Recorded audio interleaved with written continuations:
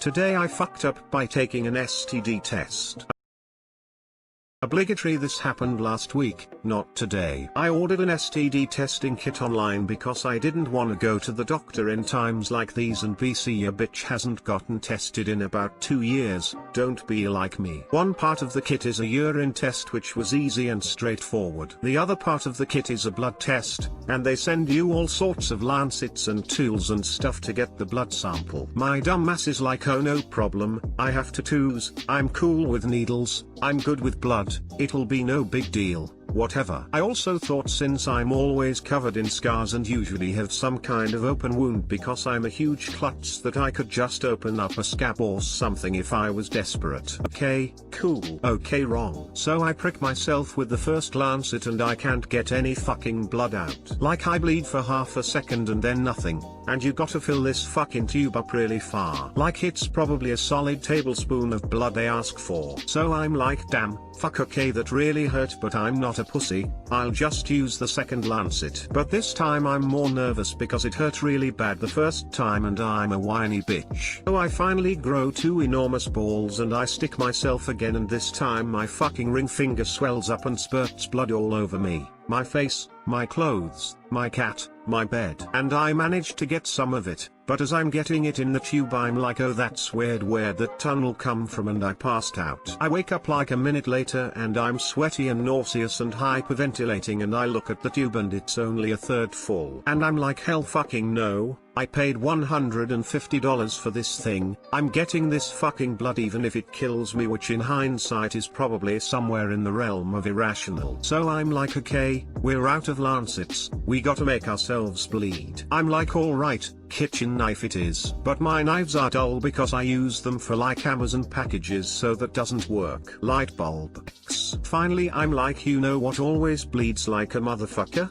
When you cut your ankle shaving. You can see where this is going. I get in my bathtub and just start going to town on my ankles with a shaving razor. It doesn't really hurt, but I'm just like, leaking blood everywhere, so I'm like, okay great, this will go by so quickly. Spoiler, it does not. I ended up having to cut myself like 15 times to fill up the tube. I finally did. And then I threw it in the biohazard bag, stuck it in the mail, went back to my apartment and passed out again. And now I'm covered in bruises and my ankles look like I stuck them in a garbage disposal. And the tests came back negative, so it was all for nothing. Edit, okay, not for nothing. Tested, kids. TL, doctor, did an at-home blood test, was forced to resort to barbaric methods to obtain blood sample. Edit 1. Holy heck. I woke up this morning to awards and comments, and I gotta say, I am so glad my stupidity has paid off and entertained all of you so much. I can't believe that this is my claim to fame. Thank you all so much for the kindness and encouragement. Seriously, I don't even have a witty comment for this. Love you, sad face. And the tests came back negative, so it was all for nothing. I mean, that's kind of the point, right? If it's been 2 years, at least now you know you're clean. You're right, I'm glad I took the test in the end. I guess I just wish the results at least came with a gold star or something. Just for future reference and for those reading, put a hot washcloth over where you stuck yourself and it'll probably start bleeding again. At Elon Musk wears that time machine at dog. This is amazing, and ridiculous, and relatable. Nicely done. Glad you had good results. Those little blood tubes they use are only 1 milliliter, if it's what I'm thinking of. A tablespoon would be more than an entire large blood tube they use to draw blood from your arm. It was a successful mission, either way though. Next time just go to the doctor, lol. Lesson hella learned, my good bitch. You are a great storyteller. Everything from grown 2 enormous balls to light bulb X. It was just fantastic. Here's a tip. United States dollar. Guy second this, that was hilariously written. If I could give up an award I would. Here's my best, military medal. Okay, this is pretty close to, if not actually, breaking one of the rules, but it's too funny. The main FU wasn't mine, but I was instrumental in it. Also, it didn't happen today. Closer to 20 years ago. My best mate in college had just broken up with his girlfriend, so I did what any responsible friend would do. I brought him out on the beer with the intention of finding him someone to help him forget his now ex-GF. We failed miserably and ended up getting far too drunk. After giving up and calling it a night, I dropped him to the Nightlink bus stop. In Ireland, regular buses stop at 11:30, which was just outside a late-night shop, and headed off to get my own bus home. After I left him, my friend decided to visit this shop and buy the entire top shelf of the magazine rack, to help him forget his now ex-GF by himself when he got home. This wouldn't have been a problem had home not been his parents' house. My buddy gets home, sits down in the living room, opens all of the magazines on random pages, begins to take the matter into his own hands, and promptly falls asleep drunk.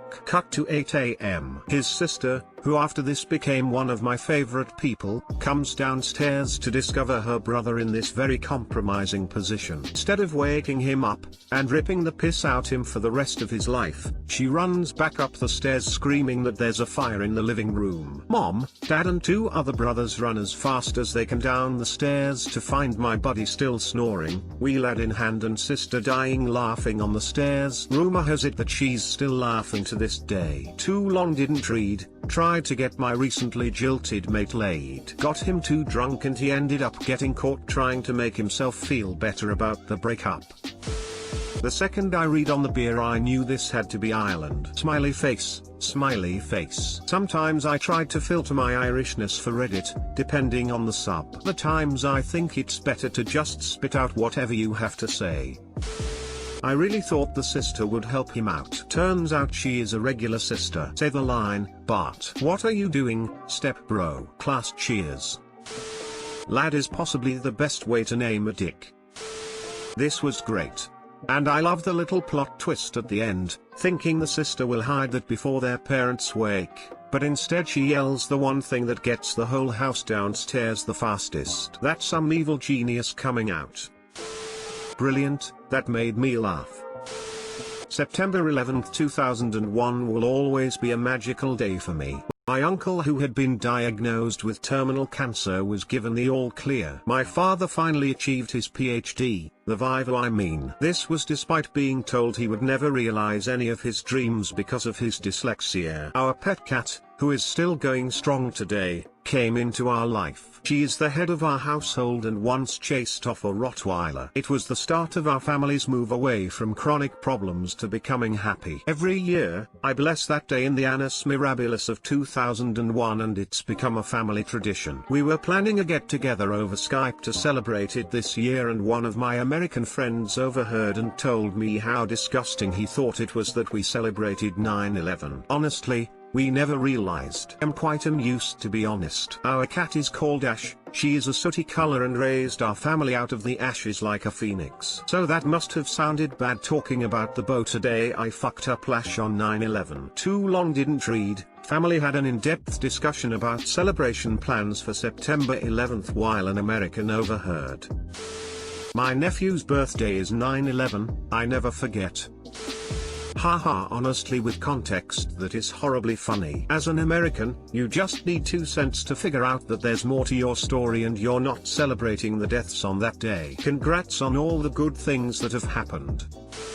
I am an American. Hello. I was in high school 15/16 of a years old in Virginia and had been in New York the week prior to visit my aunt, who was an NYC cop. Has since retired. She is not dead. Very emotional day for those who remember it. It started the war on terror and policies that have changed America into something ends will never know anything but you're not celebrating what 9/11 means to me. You are celebrating what it means to you and your amazing family. Celebrate that day forever. We, Americans, do not hold ownership of that day nor what it means to you. Now, if you were legit celebrating the mass casualty event that occurred in NYC on the 11th of September, I would sternly tell you to get fucked. Lol.